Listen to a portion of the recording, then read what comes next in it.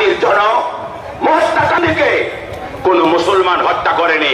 ওই আরএসএস নাথুরাম গডসে হত্যা করেছিল। রাজীব গান্ধী মাননীয় প্রধানমন্ত্রী, তাকে কোন মুসলমান হত্যা করেনি। ইন্দিরা গান্ধীকে কোন মুসলমান হত্যা করেনি। বুজুর্গদস্ত মুসলমানদের নামে দোষ। ভাগ্যের পরিহাস, 2014 সালে একটি দল ক্ষমতা আসলো, আরএসএস মার্কা। তাদের ওই 1925 সাল থেকে পরিকল্পনা এই ভারতবর্ষ থেকে দাড়িওয়ালা টুপিওয়ালা মুসলমান কোরআনকে হটাতে হবে। তখন থেকেই তারা পরিকল্পনায় ছিল। 2014 সালে ক্ষমতায় আসার পরে 2024 সালে তার পরিকল্পনা বাস্তবায়ন করতে লাগলো। 2024 সালে একটা আইন আনলো, কমিটি গঠন করলো, ভারতের জাতীয় শিক্ষা অধিকার কমিশন 2024। তাতে কি আছে বললো, দেখো তো ভারতবর্ষের মাদ্রাসায় কি হচ্ছে। ওই বিজেপি মার্কা কমিশন কদিন ঘুরে ঘুরে বলল, আমরা ভারতবর্ষের মাদ্রাসা করে ঘুরে দেখলাম, ভারতবর্ষের মাদ্রাসায় যা শিক্ষা হচ্ছে তা ভারতের ভাবধারার বিরুদ্ধে। তারা সুপারিশ করলো যে মাদ্রাসা বন্ধ করা হোক, মাদ্রাসার অনুদান বন্ধ করা হোক, মাদ্রাসা ছাত্রদের স্কুলে কলেজে একাডেমিতে ভর্তি করা হোক। জমিয়ত উলামায়ে হিন্দ মাহমুদ মাদানী আমাদের সর্বোচ্চ নেতা, তিনি অনুভব করেছিলেন মহাবিপদ। সঙ্গে সঙ্গে দেরি না করে সর্বোচ্চ ন্যায়ালয় সুপ্রিম কোর্টের তিনি দ্বারস্থ হলেন।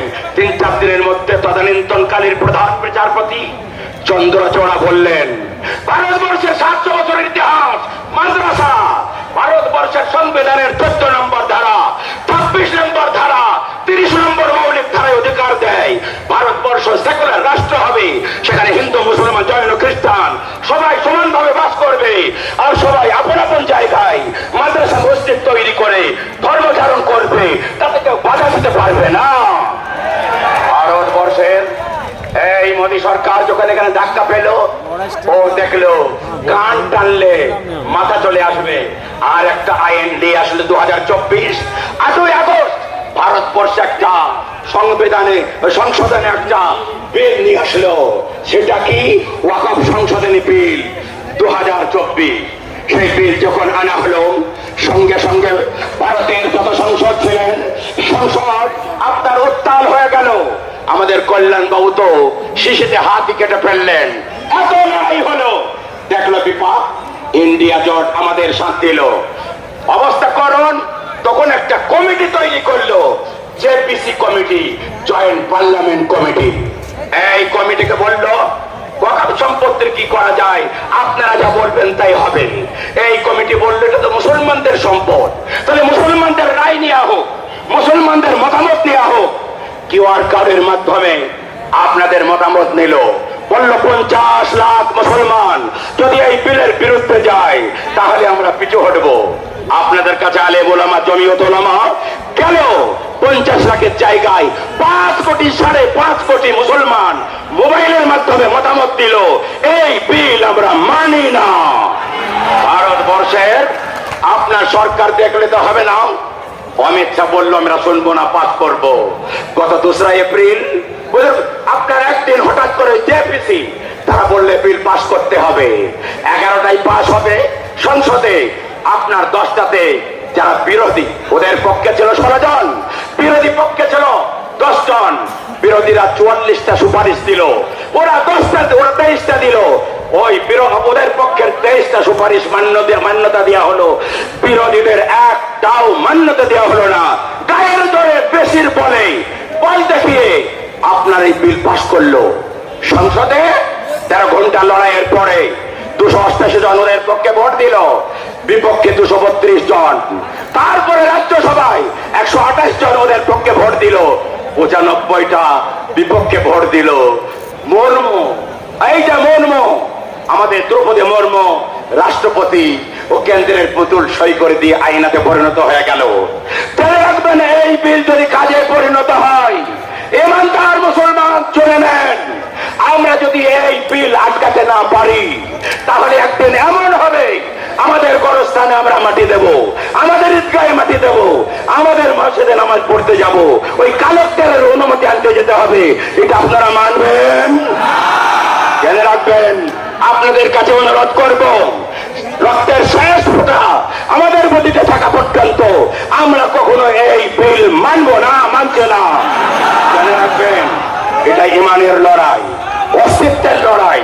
বুজুর্গ দোস্ত, আমাদের সাথে আমাদের মাদ্রাসা, আমাদের মসজিদ, আমাদের ঈদগাহ, আমাদের কবরস্থান, এটা যদি কেড়ে নেয়, আমাদের পৃথিবীতে বাঁচা না বাঁচা দুটোই সমান।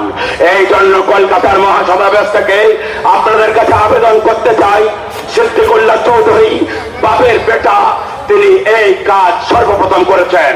জেনে রাখবেন, ওই বিল পাশ হওয়ার আগে ওনার কত দূরদর্শিতা। 2রা এপ্রিল 3রা এপ্রিল পাস হবে, তার আগেই তিনি 10ই এপ্রিল ডেকে দিয়েছিলেন মুসলমানদের উপরে মহাবিপদ আসবে। জেনে রাখবেন, এটা আমাদের হিন্দু ভাইদের বিরুদ্ধে লড়াই নয়, মন্দিরের বিরুদ্ধে লড়াই নয়, এটা আমাদের কোন অমুসলিম ভাইদের বিরুদ্ধে লড়াই নয়। লক্ষ লক্ষ কোটি কোটি হিন্দু ভাই আমাদের সাথে আছে, তারা লড়াই করছে।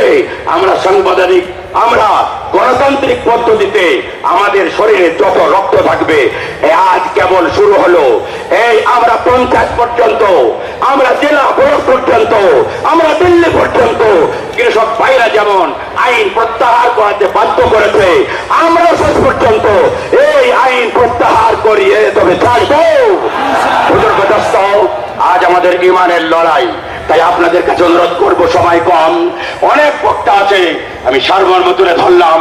এ থামার লড়াই নয়, দুনিয়াতে আমরা আসেনি।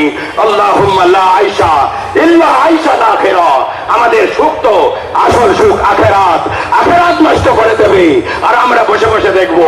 তা হয়নি। 40 কোটি মুসলমান আমরা আছি ভারতবর্ষে, তা আমরা কাউকে মারবো না, আমরা অস্ত্র ধারণ করবো না, আমরা কাউকে আঘাত হানবো না, আমরা পুলিশের বিরুদ্ধে লড়াই করবো না। কিন্তু আমাদের হক আদায় করতে যে যদি আমাদেরকে কেউ মরে যায়, আমরা কেউ মারা যায়, নবী বলেছেন যে তার হক আদায় করতে মারা যাবে, সে শহীদ। 40 কোটি মুসলমান আছে, এই 40 কোটি মুসলমানকে বাঁচানোর জন্য প্রয়োজনে আমরা 1 কোটি মুসলমান প্রাণ দিয়েই দেবো। বাকি 39 কোটি মুসলমান আমরা তাদেরকে ভালো রাখতে চাই। এই বলে আমার বক্তব্য শেষ করছি। ওয়া আখিরু দাওয়ানা আলহামদুলিল্লাহি রাব্বিল আলামিন।